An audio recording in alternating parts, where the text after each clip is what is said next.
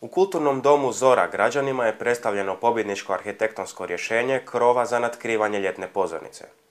Riječ je o projektu arhitekata Damira Vitkovića i Tomislava Pavilića koji je zadovoljio žiri, a ni građani nisu ostali ravnodušni. Dakle, radi se o natječaju za natkrivanje ljetne pozornice u Opatiji, kao što svi znate. Natječaj je raspisan 10.8.2011.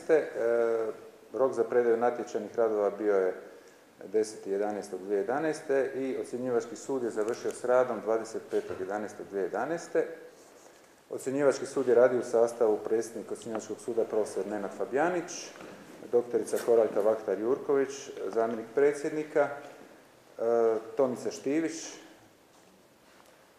i Davor Katušić. Prva nagrada u iznosu od 45.000 kuna je dodijeljena radu pod šifrom 3. Autori rada su Tomislav Pavilić i Damir Vitković. Autori prvonagrađenog rada su večeras ovdje s nama. Projektni zadatak je bio, htjeli smo čuvati ljetnu pozornicu na je, znači na Porenu, i rekli smo ajmo dobiti negdje pomoćni lagani grob u slučaju vremenske nepogode, ukoliko imamo već zakazane predstavu, da je ne moramo odgoditi.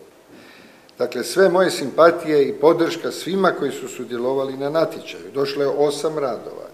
Nismo znali je li to puno, je li to malo i tražili smo među tim radovima da vidimo, bit će sreća kad smo ih otvarali, nakon što je tehnička komisija odradila minuciozan rad, tražili smo rješenje, da li ima jedno rješenje koje nas će zaokupiti, intrigirati, koje mislimo da je dobro.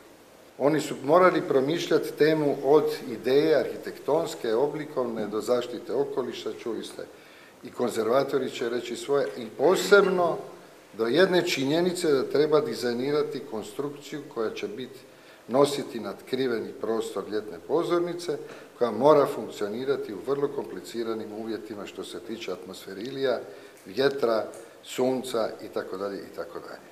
Arhitektonski natječaj je natječaj na kojem se traži najbolja arhitektonska ideja za određeni lokalitet. I to je kriterij od kojeg ja i kao pedagog i kao arhitekt ne odustajem. Svi ostali zakoni, principi, pa i pravila igre, naravno, trebaju biti uvaženi, prodiskutirani, ali krajnji cilj i odgovornost, ako hoćete individualna i skupna, je to da se donese rješenje koje na tom mjestu može biti vrijedno tog trena, a posebno pro futuro.